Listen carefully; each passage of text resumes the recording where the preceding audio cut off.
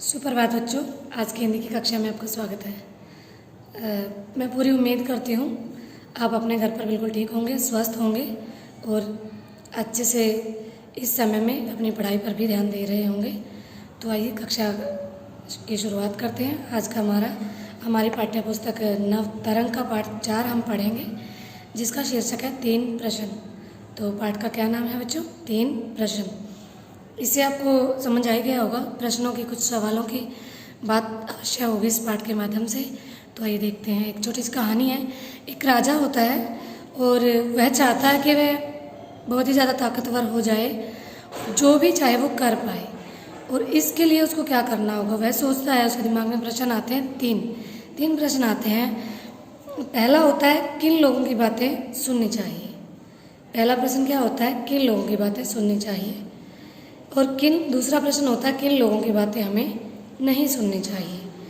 और तीसरा प्रश्न होता है संसार का सबसे उत्तम पदार्थ से अर्थ है वस्तु। संसार की सबसे उत्तम, सबसे खास, सबसे महत्वपूर्ण वस्तु, चीज़ क्या है? ये 3 प्रश्न थे राजा के। एक बार मैं फिर से दोहरा देती हूँ। पहला प्रश्न था किन लोगों की बातें सुननी चाहिए।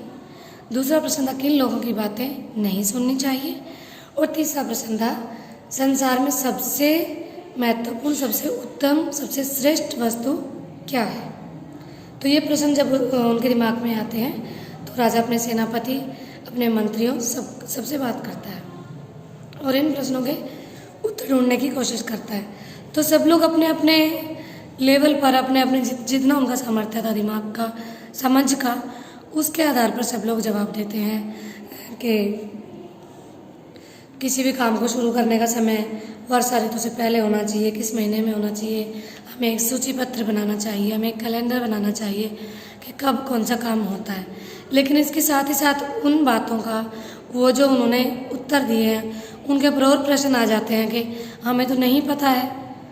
अगर मैं प्लान बना लूँ 4 दिन बाद का, मुझे तो नहीं पता 4 दिन बाद मुझे कहीं और भी जाना हो सकता है, कोई मिसहैपनिंग हो सकती है, कोई ज़रूरी कार्य भी आ सकता है। तो हमें कल का तो कुछ भी नहीं पता है, ये किसी को भी नहीं पता कल क्या होने वाला है। तो इस तरीके से ये बातें चलती हैं। उसके बाद सभा बुलाई जाती है और सभा में सब लोग अपनी अपनी राय देते हैं। तब गांव में, शहर में, जिस शहर का वो राजा होता है, ढिंढोरा पिटवा देता है, डोंडी पिटवा देता है, अनाउंसमेंट जिसको बोलते हैं हम इंग्लिश में।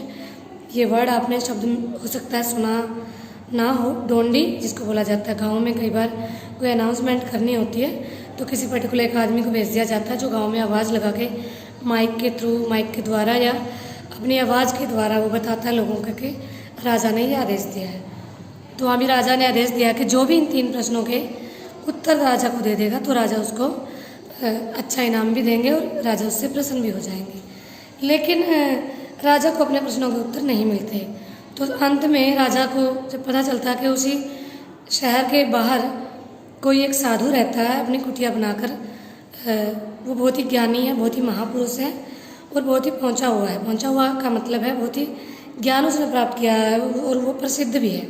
प्रसिद्ध का अर्थ है उसको पूरी दुनिया में ज़्यादातर लोग जानते हैं कि बहुत अच्छा इंसान और बहुत ज्ञानी पुरुष है। परंतु एक और दूसरी बात आ जाती है, वह अमीर लोगों से ना तो बात करता है ना ही उनकी कोई मदद करता है। जैसे कि राजा बहुत अमीर आदमी था, वह उस शहर का राजा था, शहर या गाँव जो भी वो स्थान था वह उस स्थान का राजा था। तो फिर राजा ने सोचा कि मैं उसे यहाँ बुलाऊंगा तो वो नहीं आएगा, और ना ही अगर मैं इस वेशभूषा में जाऊँगा, राजा बन के जाऊँगा तो मुझसे बात करे ना करे, वो नहीं करता था।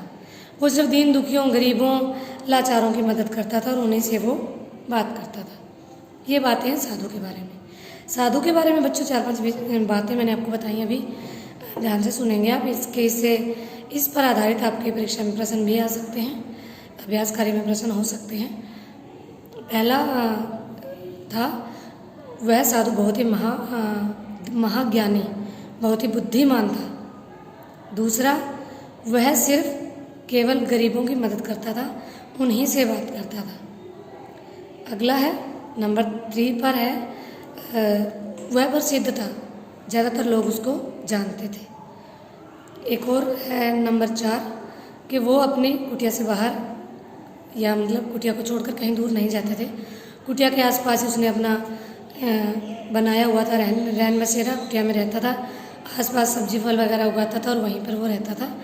और कोई भी गरीब, दीन दुखी, ज़रूरतमंद इंसान उसके पास आता था तो वह यथासंभव उसकी मदद करता था। तो ये कुछ महत्वपूर्ण बातें साधु के बारे में मैंने आपको बताई। राजा अपने 3 प्रश्नों को लेकर एक गरीब आदमी का वेशभूषा धारण करता है, फटे पुराने कपड़े पहनता है और गरीब बनकर पैदल उसकी कुटिया तक जाता है। तो वो पैदल उसकी कुटिया तक क्यों जाता है, ये भी एक प्रश्न हो सकता है। तो वो इसलिए जाता है, आपको पता चल गया होगा काफ़ी बच्चों को ये कहानी सुनते सुनते, क्योंकि साधु के अपने कुछ नियम थे। वह अमीरों की, राजाओं की, इन सब की मदद नहीं करता था, न ही वह इन सब से बातें करता था। वह सिर्फ गरीबों की मदद करता। इसीलिए राजा ने गरीब का वेश बनाया और पैदल पैदल कुटिया तक चल दिया। तो क्या देखता है, जब राजा कुटिया के बाहर जाता है तो वहाँ पर साधु एक फावड़ा लेकर, जो लकड़ी का एक लोहा लगा हुआ एक यंत्र होता है, फावड़ा, ज़मीन को होते हैं, कुछ बच्चों को पता भी होगा, आप लोगों ने देखा भी होगा गांव देहात में जब हम लोग जाते हैं। किसान ज़्यादातर इसको रखते हैं, इस यंत्र को, इस वस्तु को। तो वो फावड़े से ज़मीन खोद रहा होता है। राजा पास में जाता है और उनसे अपने प्रश्न करने लगता है। तो वो कुछ रिएक्ट नहीं करते, कुछ ध्यान नहीं देते, अपना काम में लगन से लगे रहते हैं। राजा खड़ा रहता है काफ़ी देर तक। फिर राजा सोचता है कि अभी क्या किया जाए। तो राजा कहता है कि महाराज लाओ, मैं ये ज़मीन मैं खोद देता हूँ, आज आप थक गए हो, गर्मी है, पसीने आए हुए हैं, आप थक गए, आप बैठ जाइए, मैं खोद देता हूँ। साधु कोई जवाब तो नहीं देते हैं, लेकिन फावड़ा राजा को पकड़ा देते हैं। तो फिर राजा क्या करते हैं, फावड़ा लेकर ज़मीन खोदने लग जाते हैं और वो साथ में पास में साधु बैठ जाते हैं। बहुत देर हो जाती है, एक क्यारी खोदी, दूसरी खोदी, दूसरी खोदते खोदते राजा फिर रुक कर बीच में फिर से अपने प्रश्न करते हैं, क्योंकि राजा को तो अपने प्रश्नों के जवाब चाहिए, वो वहाँ मिट्टी खोदने तो आए नहीं थे। तो वो खोदते खोदते पूछने लगे कि मैं आपसे कुछ प्रश्न पूछने आया हूँ महाराज, कि मेरे कुछ प्रश्न हैं, जैसे कि सही काम करने का कौन सा समय होता है, इस प्रकार से मेरे 2-3 प्रश्न हैं। लेकिन साधु कुछ जवाब नहीं देते। काम थे, वो साधु थे, ज्ञानी थे, वो ये नहीं है कि जल्दी से रिएक्ट करें, कुछ भी वो सोच रहे थे, अपना समय ले रहे थे। तो उन्होंने फावड़ा लेने के लिए राजा की तरफ हाथ बढ़ाया। तो हाथ बढ़ाया और वो कहते हैं कि फिर फावड़ा राजा ने नहीं दिया साधु को, और फिर वो खोदते रहे, खोदते खोदते काफ़ी देर हो जाती है। तब साधु कहते हैं कि कोई आ रहा है, कोई जख्मी हालत में भागता हुआ हमारी तरफ आ रहा है, देखना ये कौन है। तो राजा क्या करता है, राजा देखता है कि दूर से कोई एक इंसान आ रहा है जिसको राजा नहीं जानता, कभी नहीं देखा है उसने, लेकिन उसके पेट में से बहुत सारा रुधिर बह रहा है। रुधिर एक शब्द है बेटा, पर्यायवाची है, ये खून शब्द का आपने पढ़ा होगा, तो आप ध्यान रखेंगे इस शब्द को। रुधिर को खून, ब्लड एक शब्द है, उसी का ये पर्यायवाची शब्द है।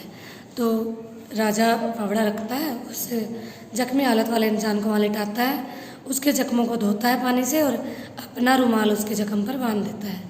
और इस क्रिया में उसका जो रुधिर बह रहा था, जो खून बह रहा था, वो रुक जाता है और उस इंसान को थोड़ा सा आराम मिलता है। तब थोड़ी देर बाद उसके पीछे पीछे राजा के सैनिक भी आ जाते हैं। वो खड़े होते हैं, उस आदमी को थोड़ा सा होश आता है, तो वो राजा को बताता कि महाराज आप तो राजा हो, आप यहाँ, और मैं तो आपको मारने के लिए आया था और वहाँ पर छुपा हुआ बैठा था। तो राजा बोले ऐसा क्यों, आप मुझे क्यों मारना चाहते थे। तो जो जख्मी इंसान था वो बताता कि महाराज आपने एक समय में मेरे भाई का धन चुराया था, हड़प लिया था, मैं उसका बदला लेना चाहता था, परंतु आपने आज मेरी जान बचाई है, इसीलिए मैं आपको बहुत रिस्पेक्ट भी करता हूँ, इज्जत करता हूँ और मैं आपको अपना मित्र बनाना चाहता हूँ। जब मैं पूरे दिन से आपको, जब मैंने देखा कि आप यहाँ पे आए हो, मैं वहाँ पे चुप कर बैठ गया था कि जब आप यहाँ से निकलेंगे तो मैं आपको मार दूँगा। लेकिन इसी दौरान आपके सैनिकों ने मुझे देख लिया और उन्होंने मुझे जख्मी कर दिया और मैं भागकर अपनी जान बचाने के लिए इस कुटिया की तरफ आया, जहाँ मुझे आप और साधु महाराज मिले और आपने मेरी जान बचाई। तो इस पर राजा भी बहुत प्रसन्न हुए कि कितना बड़ा शत्रु था जो आज इतनी आसानी से मेरा मित्र बन गया है। तो राजा भी बड़े प्रसन्न हुए और जो इंसान था, जो जख्मी इंसान था, वह भी बहुत प्रसन्न हो जाता है। वह सोचता है कि बहुत अच्छी बात है, राजा कितना अच्छा, इसने मेरी जान बचाई है। तो इस प्रकार बच्चों इस कहानी से हमें कई तरह की शिक्षा मिलती है। और मेन हमारा जो टॉपिक था, जो हमारा मेन इसका शीर्षक था हमारे पाठ का 3 प्रश्न, तो अभी बात वहाँ पर आ जाती है, राजा को अपने प्रश्नों का उत्तर मिला या नहीं। तब राजा मुखातिब होते हैं साधु के। मुखातिब होने का मतलब है उसकी तरफ देखते हैं और फिर साधु जवाब देते हैं।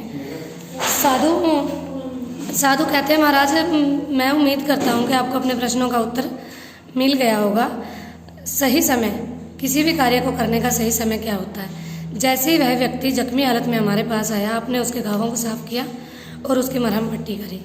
सही समय वह था, क्योंकि अगर उस समय में थोड़ा सा भी देर हो जाती तो उसकी जान नहीं बच पाती। तो आपके एक प्रश्न का उत्तर आपको ये मिल जाता है यहाँ से कि सही समय वही होता है जब आप सही समय पर सही डिसीजन लेते हैं, सही फैसला करते हैं और उस कार्य को पूरा कर लेते हैं, वह सही समय होता है। दूसरा प्रश्न आपका था सही व्यक्ति कौन है। वह व्यक्ति जो कुछ देर पहले आपको मारना चाहता था, परंतु कुछ ही देर बाद वह आपका एक मित्र बन जाता है। इस समय पर सही व्यक्ति वही था। आपके 2 प्रश्नों का उत्तर आपको मिल जाता है। अब आगे आता है आपका प्रश्न 3। आपका तीसरा प्रश्न आता है कि सबसे उत्तम वस्तु क्या है, काम क्या है, चीज़ क्या है। सबसे उत्तम है परोपकार। परोपकार का अर्थ है दूसरों की सेवा करना। किसी नीडी इंसान की, किसी ज़रूरतमंद इंसान की मदद करना, वही सबसे बड़ा कार्य है, वही सबसे महत्वपूर्ण वस्तु है, वही सबसे श्रेष्ठ और उत्तम वस्तु या चीज़ कह सकते हैं। ये थे राजा के 3 प्रश्न और इन 3 प्रश्नों का सही उत्तर। तो बच्चों, मैं उम्मीद करती हूँ आप लोगों ने भी इससे कुछ शिक्षा पाई होगी, मैंने भी कुछ सीखा है।